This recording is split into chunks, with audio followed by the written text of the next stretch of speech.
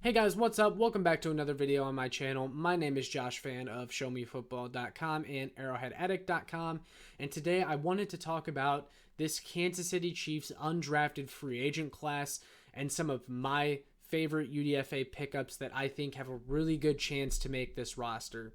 So as you guys know, every single year there is some fun after the NFL draft wraps up where teams are scrambling to sign undrafted free agents who didn't get selected in any of the 7 rounds of the NFL draft and maybe fell through the cracks, but still have some upside, and that's why teams are interested in them.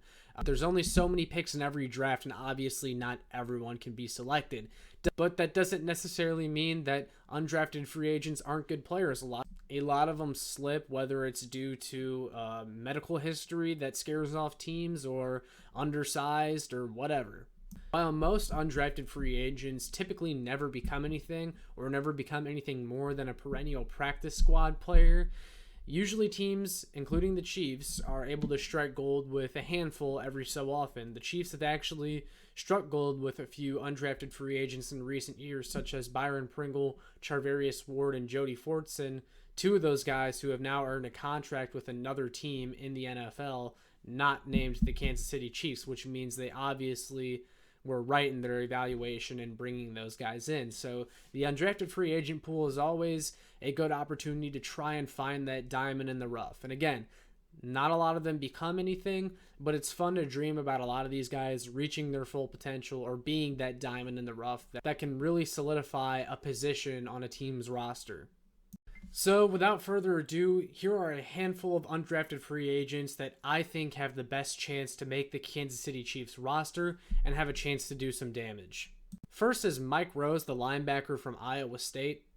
Mike Rose was one of the best athletes at the linebacker position in this draft class and was a good coverage linebacker at Iowa State, but he didn't quite have the intangible traits or the production to get him drafted. And while I wouldn't bet money on him to make this roster with now a group of Willie Gay, Nick Bolton, Leo Chenal, and then Jermaine Carter, and it's really hard to see the Chiefs carrying so many linebackers, Mike Rose could be a prime practice squad candidate regardless if he makes the roster or not. So he's an interesting one to watch because he does have traits that the Chiefs would like to have. Another Kansas City Chiefs undrafted free agent that I'm really intrigued by is kicker Parker White from South Carolina.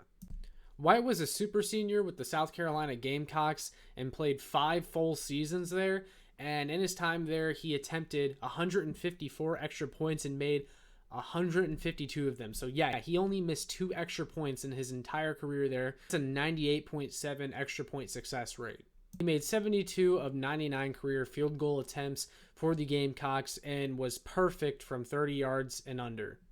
He was near perfect from 30 to 40 yards out. Then where he started to struggle a little bit was those 40 to 50 yard balls, which obviously are difficult for any kicker.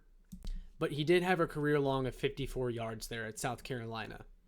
Now, do I think Parker White makes the roster? Not really. I don't think Harrison Butker is in any sort of trouble or anything like that. However, I do like the fact that they're providing him with competition this preseason and training camp because, as we know, Harrison Butker has been very shaky at times in the past, including on those extra points.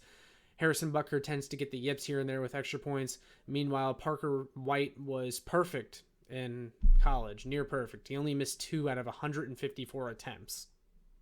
But overall, I like the idea of bringing in some competition for Butker. Another good UDFA to watch is Breon Michelle, the wide receiver from Missouri S&T. The last time the Chiefs grabbed a UDFA out of Missouri State, it was Tristan Morton, and he ended up being pretty damn good. Breon Michelle also had a really good college career. Just last season, he had 63 catches for 1,042 yards and 14 touchdowns. So monster production from Missouri S&T. Will he be a good NFL player? Remains to be seen, but I do like the fact he came from the same program as Tristan Morton. Obviously, the Chiefs have done their scouting there before, so we'll see what comes of it. The Chiefs also brought in yet another undrafted free agent quarterback this year, Dustin Crum from Wyoming, who I think is a gamer, plays with a lot of confidence, and had a prolific arm for Wyoming. He also rushed for 700 yards last year, so he's a dual threat quarterback. And you know what? I don't think he makes the roster. I don't even think he beats out Shane Buechele, who the Chiefs really seem to like. They've protected him several times from being signed by another team. But you know what? I like bringing in competition at backup quarterback for this Chiefs team. Maybe there's an off chance that the Chiefs like what they have in him over a guy like Shane Buechele. We'll just have to see. But bringing in an intriguing quarterback prospect every year as a UDFA is a trend that the Chiefs continue to do, and we'll just see what comes of it. All right, my personal favorite undrafted free agent from this UDFA pool is Ole Miss running back Jerian Ealy. So I actually wrote something up on Ealy for Arrowhead Addict because I really like his upside. I'm actually kind of surprised he went undrafted. It's not a total shock given he plays a position like running back, which obviously isn't highly valued in the NFL draft. On top of it, Ealy is also undersized. That being said, though, he is a plus athlete with plus receiving ability. He ran a 4.4 at the Ole Miss Pro Day. And when you watch him play, I mean, he runs fast.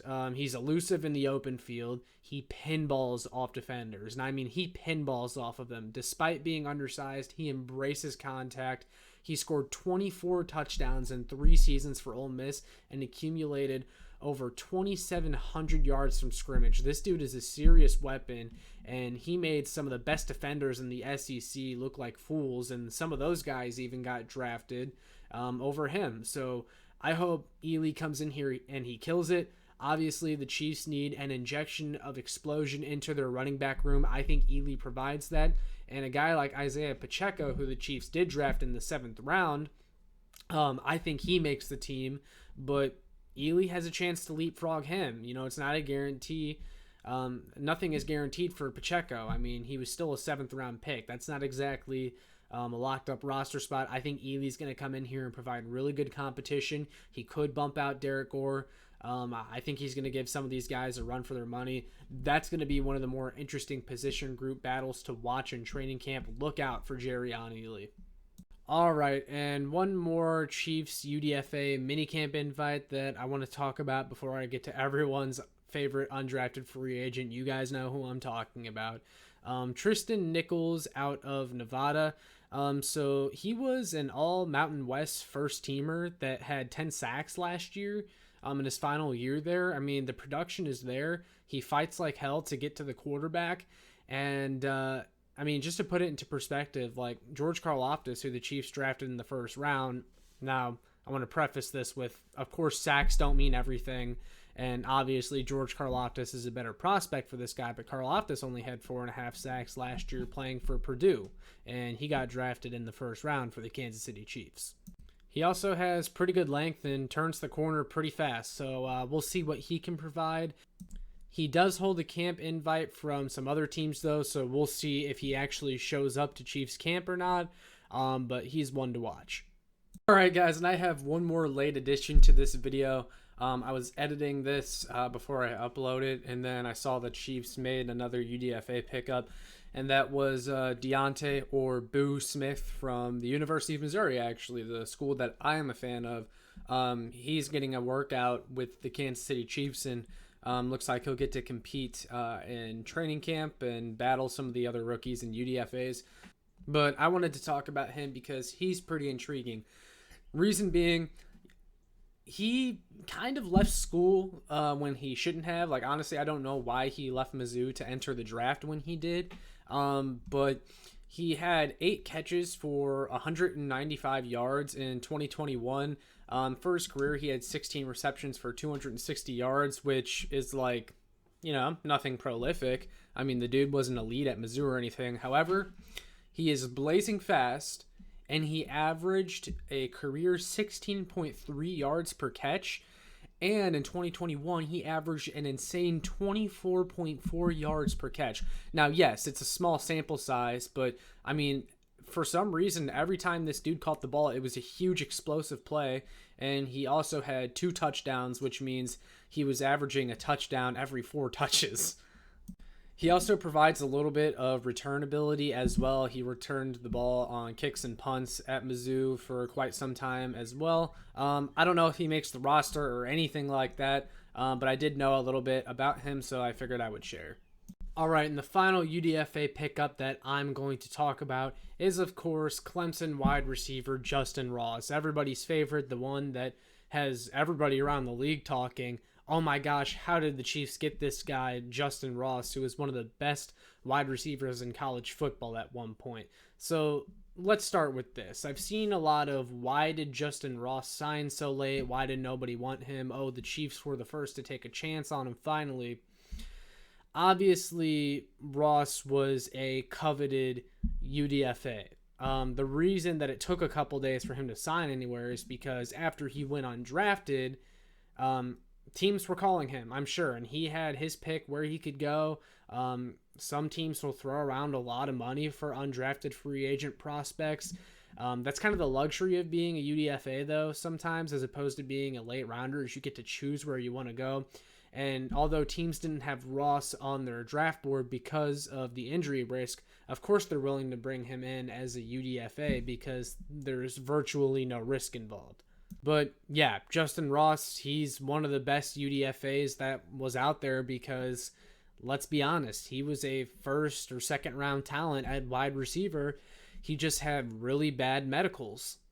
He had multiple spinal fusion surgeries, which is a huge deal. I mean, it was at a point where it's like, if this guy ever gets hit again in the wrong way, his career might be over.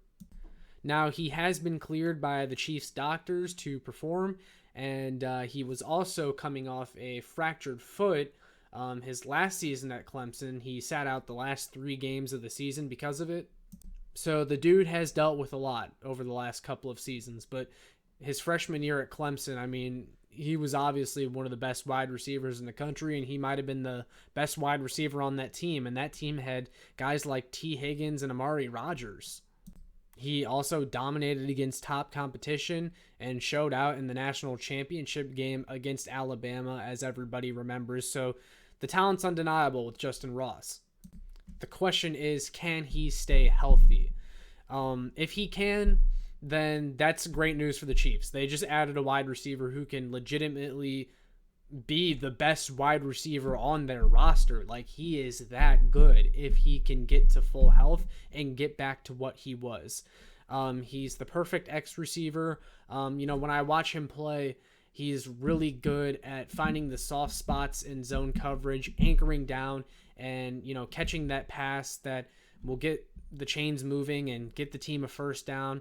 But he also has the ability to take the top off a defense. He has just enough speed for it. He's got the size too. I know he didn't test that well in the pre-draft process, and everyone's going to be talking about that. Guys, that was because he was coming off a broken foot. Like, he had a very poor vertical jump, but if you watch him play, he obviously doesn't only have a 31-inch vertical. Like, he can get up to catch a ball. He is physical. He's got good size. I mean, he's the prototypical X receiver in the NFL. The question is, can he stay healthy? If he can, he easily makes this roster.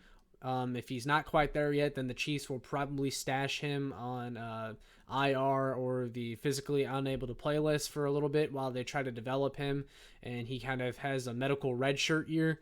But yeah, I mean, it's a great pickup. There's no risk involved. Justin Ross, he was one of the best wide receiver talents in the draft.